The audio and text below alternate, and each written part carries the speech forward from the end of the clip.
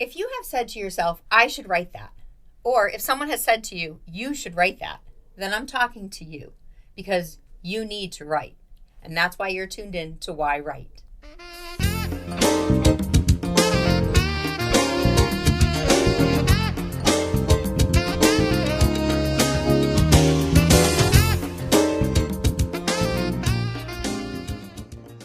Welcome to Why Write. I'm your host, Angela Grout. Thank you so much for tuning in to another episode where we learn why writers are writing and why you should be writing your story too. On today's episode, I have a Western Mass native, S.M. Wells, on the show. And S.M. Wells has just written her first memoir called Feel. And she is not only a writer and a first-time author, but she is an artist and she is a teacher. She owns Shan's Paints, and she is known throughout the area as a wonderfully expressive and vibrant painter using oil paints to do live wedding portraits and so much more. She also hosts paint and sips, and she has we're going to talk about it on the show, like why art, not only on the page but art in painting, is such a healing process. So I want to welcome to the show S.M. Wells. Hi, thank you so much for having me. Oh, thank you so much for coming on the show, and congratulations on this book and the Thank you. success that you're having with it. And I am just so fascinated by you because you went to college at Massar in Boston to study art and to study interrelated media, and now you are actually applying it not only with your art but also with writing. And how did that come to be? How did you merge these worlds? I definitely learned in the major for studio for interrelated media. It's kind of like an open major, but it's a different way that you can look at art. So art is community, art is connection, and it could be video, a sound, a painting, a book. So I definitely took the tools that I learned from college to apply to, okay, I don't need to just have art on paper or a canvas. Like there are different ways I can share my art with others. Yeah, and when an artist shares their art, whether it's in a painting or on the stage in a dance or a performance or in a book, I find that it's such a beautiful way for them to express themselves, but also to help other people because it empowers audiences to tap into a part of themselves that either they are looking to tap into or didn't know they needed to tap into. Yes, it's definitely, I think, for art, for painting as a practice and writing as a practice, it's healing in many forms. So, beginning writing this book, it's small steps at a time, just like a painting. Like I would take a little bit of time a day to start writing, and you build on top of that. And a lot of people I talk to, they say, like, oh, well, I could never do that. I could never draw that. It's time and practice and patience, really. Yeah, and it's so true because I do see, like, as a painter, you know, people see you start a project and it can take days, weeks, months because you build upon it. And the same thing with writing a book. When you Yes. started this memoir, I have lots of questions, but I have two Yes. main questions. When you started this memoir, number one, were you starting it knowing that you were going to publish it? And two, what prompted it to continue to start to become a book and not just your journal? Um, At the very beginning, I decided in my mind that I was going to write a book and publish a book. I wanted it to be a self-help book, but I also knew that I needed to get to a point of healing myself to be able to help others. So I didn't have a necessary timeline for how long it was going to take, but I did have the goal in mind when I began writing. And When did you start the book? I started writing in December 2022. And here we are in November of 2025. So I want to put the timestamp on it just so that who are writing know that, it doesn't have to be done overnight. Like, things take time. Yeah, it actually took about 2 years to complete the writing, but I did take breaks in between. So, as you said earlier with journaling, it did become like a therapeutic process. So, I would take a little time in between writing. So, it really depends on who you are as a writer, and you don't have to write everything like all at once. Like, you get you can form ideas and take space between it. So how did you come up with your title, Feel? I honestly tried to get like the concept of my book. I wanted to simplify it because in order to connect with a bunch of other people, I want it to be kind of like a universal feeling, right? Like the main theme of my book is being able to like find yourself again and feel like and to heal the parts of you that you didn't necessarily know that were hurting through whether it's generational trauma or other things. So I had a couple different book ideas, but feel kind of stuck with me, and I felt like it would be intriguing enough for someone to pick up on the shelf and be like, "What's feel?" No, and I love that because you have a subtitle on it that says, I am not a victim, I am a survivor. Yes. And when you're talking about, you know, feeling things, like you feel like you're a victim, you feel like, the traumas you've gone through and identifying them that that's not who you are, it's what you've been through is a Yes. really big lesson that I think anyone who can journalize and who can go through some sort of healing mechanism, whether it's through writing or through art, Yes. is very important to do. And obviously you feel that's important because I know you have a deep passion to help other people to heal with art. Yes, I do. Even when connecting with people with weddings and like making portraits for people, I try to reach others and bring some, fulfillment with art and show like art can be fun.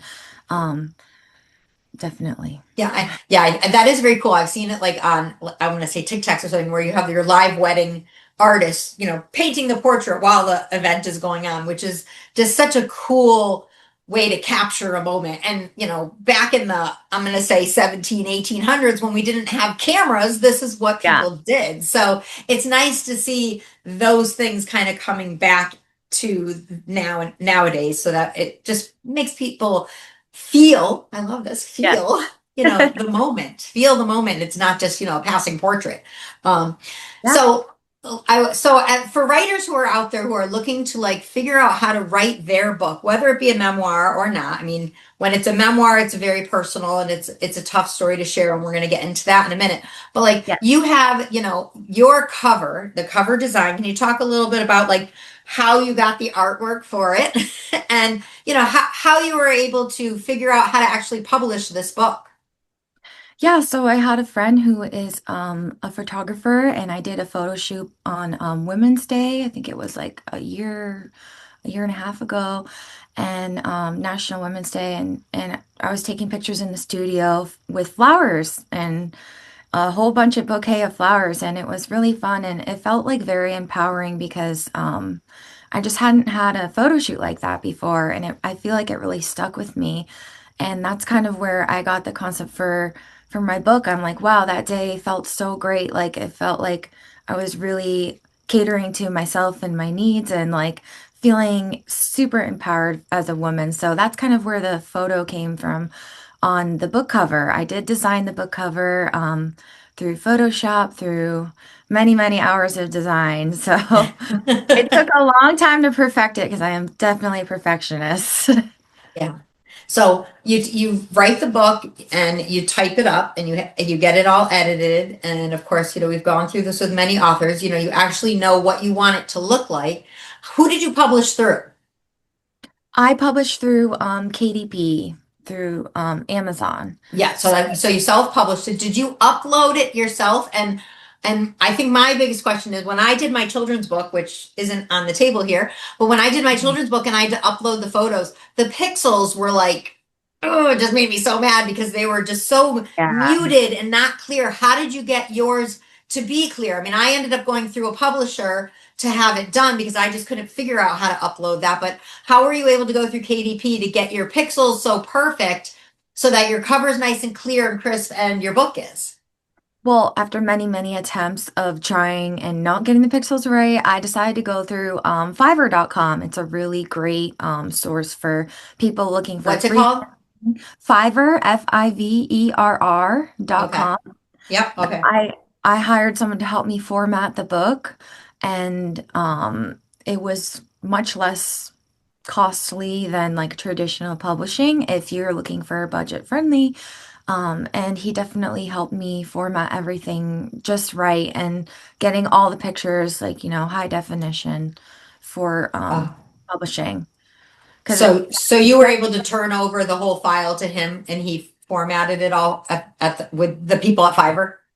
yes, yes, through many different, like back and forth, just making sure like everything was looking the right way. Very professional and very helpful. That's very helpful. And I think for the writers out there who are trying to figure out, how to get to over the final threshold, even though we know it's Yeah. not the final threshold, but like to Yes. get the published book out there, to know that there's help out there when you're not doing the traditional publishing, and that's not super expensive, that's okay. We get over the threshold, we get the book published, we get it on Amazon, and now of course we have the whole other beautiful side of marketing. Oh, yes.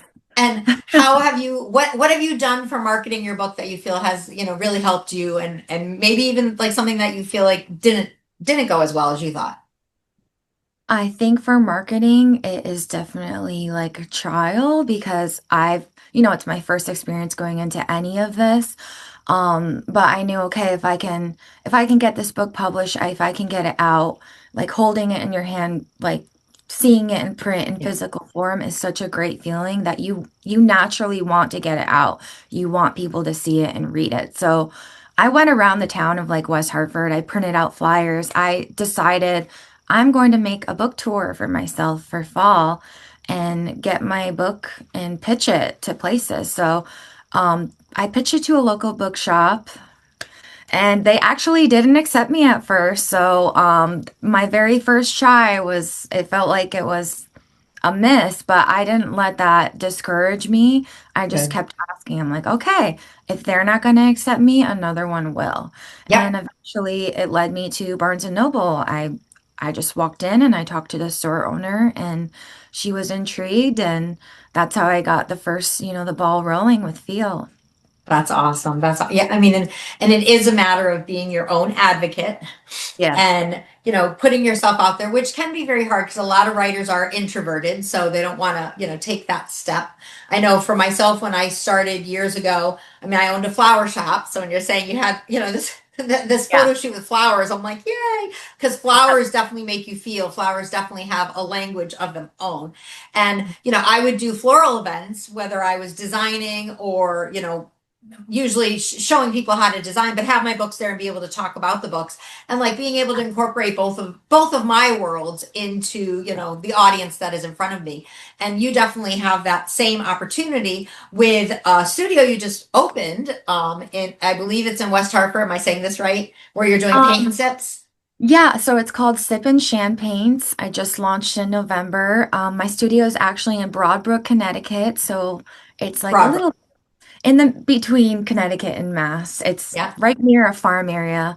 Every Friday at 7, I host a paint and sip, and I get to choose all these different paintings, and it's a coffee and tea bar, so it's really fun. that's awesome. And it's a great place for you to have an outlet of, being able to display your work as an artist and as a writer. So, Oh, to have yes. people come in to do that, I think that's wonderful. And like we said in the beginning, you have this, passion to help people to heal through art. So obviously hosting these, what do you call it? Sip and champagne? Sip and champagnes, yeah. Yeah. It is an opportunity to do that. Um, Mhm. when so I want to go back to the writing of the book and writing of the memoir. Like, how vulnerable did you feel letting people read what you wrote? Uh, Extremely vulnerable, but I knew from the very beginning, like as soon as I started writing it, that there were a lot of like deep topics and trigger warnings and sensitive things that I knew eventually was going to be in the public. So I've mentally prepared myself for the release since I started writing it. Oh, okay. Well, how did you mentally prepare? That's a big one. That's a huge thing because Um, it is when you're writing, whether you're writing fiction or you're writing nonfiction. I mean, it yeah. is something that you have to mentally prepare for because people are going to start to know a little bit more about you, and it's definitely being vulnerable, but there's that whole anxiety of the judgment. Like what are people really thinking? I think that definitely the process of CBT therapy, which what I cover in my book, helped my mindset towards that because you learn in therapy like you can't control how other people react and think. You can only control yourself. So I had to go, it took me time to learn this concept, but the fear, it didn't it didn't just go away overnight. Like there were definitely fluctuations of me worrying about how are people going to respond? People going to be upset? And I did have a couple people reach out to me that were wondering about certain things, but I knew that I had to be open and true in my story, to be able to advocate for myself. And no matter what someone threw at me or like asked me about, that I would be able to talk about it. Yeah, that's beautiful and brave. And I'm just so impressed by your work. And I know the people who read your book are definitely going to not only be impressed by you, but it's going to impress upon themselves to be empowered with how they feel about certain things and how they journey through their own, trials, tribulations, and traumas, Yeah. in order to heal themselves and to move forward knowing that they're not a victim of what they've gone through, they're a survivor of what they've gone through. Right. And that was very important for me, like adding on to earlier how you mentioned that to say I'm not a victim, I'm a survivor. All of the things that I've been through, although no matter how deep and like how hard it is to kind of read and write through and vulnerable, the purpose is to open that conversation. And I'm trying to hopefully help people that are younger and maybe going through it and don't know how to manage, or if they're in a toxic relationship and they're not really sure how to get out of it.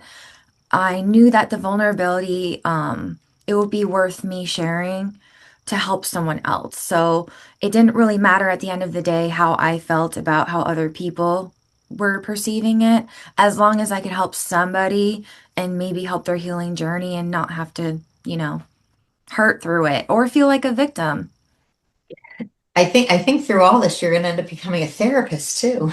I mean, what you do is therapy, but it's definitely a gift that you have done for yourself and for others by publishing this book. What do you Thank think's next? Do you think you're going to do more? Did you get the writing bug to be like, I think I have to write more? I have thought about it. I maybe in the future, I thought about writing an art technique book or something on oil painting because oil painting is definitely my passion. So I would love to maybe do a technical art book or something like that in the future.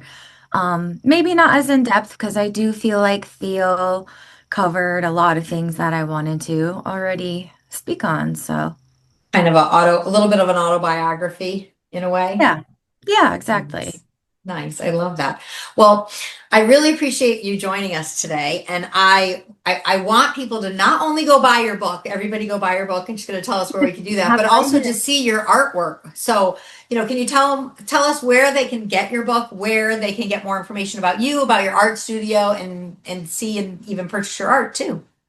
Yeah, so my book is available on barnesandnoble.com. You can also find it on Amazon. You can find it in store. It's in the biography aisle at Barnes& and Noble Enfield, the local author and psychology aisle at Barnes& and Noble West Hartford, Ah, and there are limited signed editions in the local author and memoir aisle in Barnes& and Noble Holyoke. If you want to do a sip and champagnes with me, you could find me via Facebook, champagnes, or Instagram. I also have a champagnes page. So I have many different platforms for art in the book. I love that champagnes. And I love that you told them where to find the book in the aisles because, of course, we're talking about it being a memoir, but how they're placing it in the bookstores, where it is, which is great. I mean, obviously they can go into any local Barnes and Noble and give them your name and the book and they'll tell them. But it is interesting how we pick our genres and then how bookstores label our genres too. Yeah, it was great because the first bookstore I was at in West Hartford, they put it in the psychology and the local author aisle. So it was really incredible to see it in both because there are so many different themes. It's like it's Yeah. biography, it's memoir, it's psychology, and Yeah. it's exactly the type of audience I would like to reach who are looking for different types of topics. Yeah. So, And it's very important for authors to know that, when you start writing, you don't have to think, oh, it's just a memoir, like right. let it evolve Mhm. into how it's going to evolve. So. Yeah. Well, thank you so much for joining us on this episode of Why Write. And I'm very excited to meet you in person because we've only talked Yeah. via email and text and, all these things with all these modern technologies, but thank God for them so that we can Oh, connect. yeah. Mhm. And, kudos to you. And you definitely allude, bring out some good feelings. You have good Yeah. energy, and I'm excited for people to read your book, like I said. So thank you so much. And I will put the links to all of your sites and your books on this podcast. So thank you Perfect. so much. Thank you for having me. You're very Yes. welcome. And I want to thank you, the listening audience, and Studio 954 for allowing this show to come to you, whether you are streaming it on YouTube, Amazon, Apple, Spotify, wherever that is, or if you're watching it on your local cable access channel. Thank you. I thank you very much for listening in. Maybe you're on Valley iRadio and you are listening every weekend. We appreciate that because, there are authors out there with some really great stories that we hope that you're going to listen and purchase their stories, and it's going to move you too, and hopefully it'll even move you to start sharing your story, because that's why I'm doing Why Write, to find out why people are writing, because that empowered me to start writing. So I said, why are you writing? Why am I writing? Let's share why we write. And at this point of the program is when I am going to get you to write. So I'm going to give you a little writing prompt. When the show is over, set your timer for 5 minutes. And today we are going to use the prompt of feel. And we're going to use that prompt of feel into trying to use some modality that we have within us that we know we can help somebody else with. So I want you to sit down and write down the words, I feel, and then I want you to use some adjective. I feel this way when I think about this event. So you have two fill in the blanks. One is an event that has happened in your life. Maybe it's your wedding, maybe it's the birth of a child, maybe it's the death of your parent. And talk about how you feel in when you think about that event, and just write about it for about 5 minutes, because that's a little memoir writing that's going to get you to start writing about how you feel, and trying to get you to heal probably through an event that you have had in your life that you have survived, because we are survivors. So thank you so much for tuning in to Why Write. My name is Angela Grout. Thank you, and I will see you next time. Bye.